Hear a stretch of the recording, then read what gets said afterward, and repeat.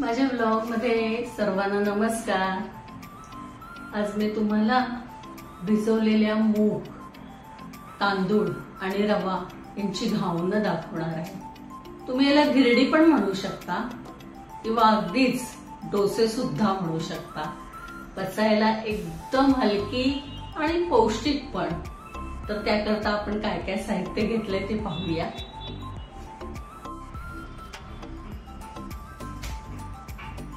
त्याच्याकरता मी 3 वाट्या तांदूळ भिजत घातले आहेत, 1 वाटी रवा भिजत घातला आहे आणि अर्धी वाटी भिजवलेले मूग आहे, त्याला मोड आलेले आहे, कोथिंबीर आहे, लाल मिरचीचे फ्लेक्स आहेत आणि मीठ आहे। आता आपण हे मिक्सरवर वाटून घेऊया, एकदम बारीक फाईन अशी पेस्ट करूया, असं पीठ करूया आणि घालायला घेऊया।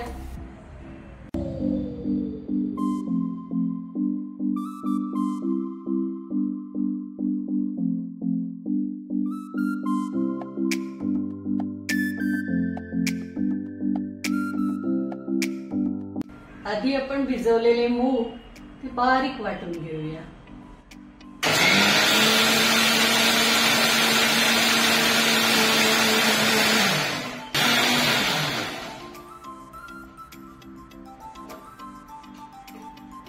आता आपण तांदूळ वाटून घेऊया।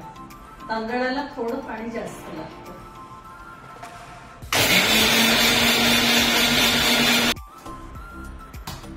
आता मी रवा बारीक करून घेते।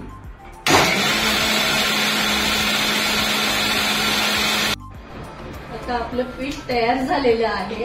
आता आपण ह्याच्या चवीप्रमाणे मीठ घालून घेतोय।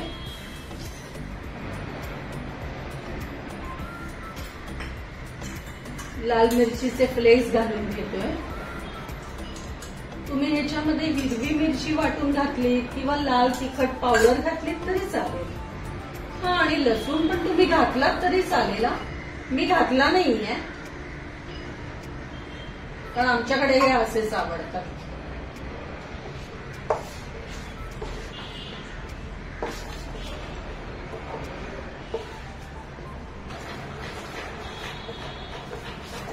आता थोडं तेल घालून घेते आणि ह्या ब्रशने जरा सारखं करून घेते। छोटी छोटी अशी आपण घावणं घालणार आहोत।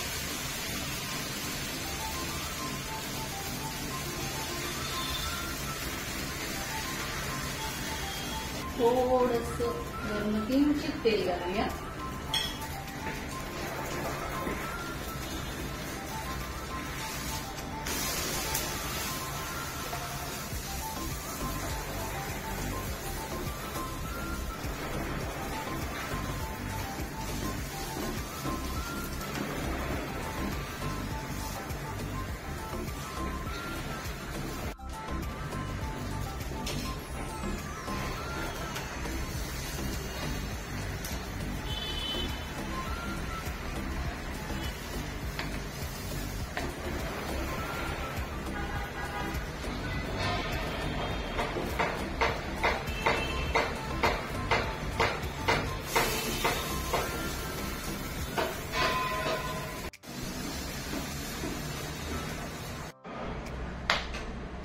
आता आपली गरम गरम घावणं तयार आहे आणि त्याच्याबरोबर दाण्याच्या कुटाची चटणी।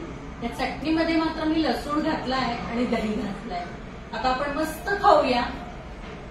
आपली घावणं तयार आहे आणि त्याच्याबरोबर दाण्याच्या कुटाची चटणी। घावणांचा व्हिडिओ आवडल्यास नक्की त्याला सबस्क्राईब करा आणि लाईक करा। धन्यवाद।